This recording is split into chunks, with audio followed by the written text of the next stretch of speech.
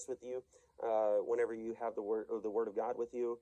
And I'm not saying to necessarily try that, just go into these crazy places just because you can. But, you got to do what you got to do. And then you're there in Psalm 34. Look down, if you would, at verse number 7. I think that this really illustrates it well.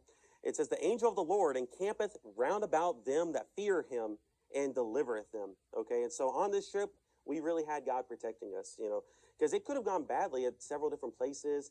And in fact, we did have, kind of a sketchy moment there. And I'll tell the story about this. This is really funny. But basically, what happened was, okay, this was our second full day being there, okay? And Caleb had just landed the day before, and the airline lost Caleb's bag, okay? So he had to go back to the airport. So him and Daniel went back to the airport the second day that we were there.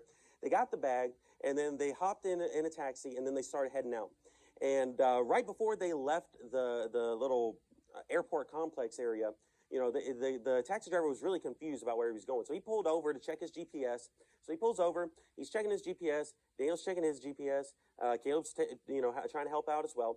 And so they didn't notice, whenever a split second after he pulled over, another truck pulled in right in front of them, okay? And then 4 guys jumped out of this truck. And so they didn't notice what was going on.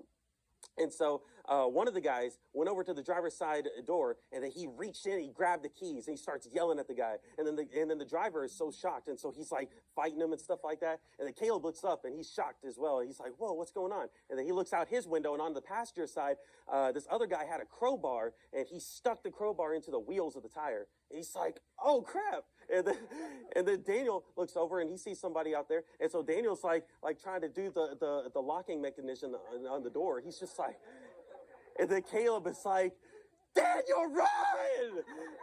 And so Caleb jumps out of the car, and then he's face to face with that guy with the crowbar. And he's like, "Look, man, look, we're just tourists here, okay? We don't know what you got going on here, okay? We don't even know this guy. We're just tourists. Please, just leave us alone." And then Daniel jumps out of his side, and Daniel's like, "Caleb, what do we do?" And Caleb's like, "Run, Daniel, run!" And then they just start sprinting down the street, okay? And so they get really far away from the car, and then, they're trying to catch their breath and everything. And Daniel's like, "Caleb, you left your bag there. It's in the trunk." And he's like, "Oh, no, I did. Do I risk it? Do I go back?" "All right, I'm going to go back." And so Caleb starts walking up real slow. He's like, "Look, man, look, I don't know what you got going on here, but we're just tourists, man. We're just tourists. We don't even know this guy. I just want my bag back. My bag's in the trunk. Please, can I have my bag back?" And then the guy is like, "Yeah, you can have your bag back. And why were you guys running anyway? We're just airport security. This guy's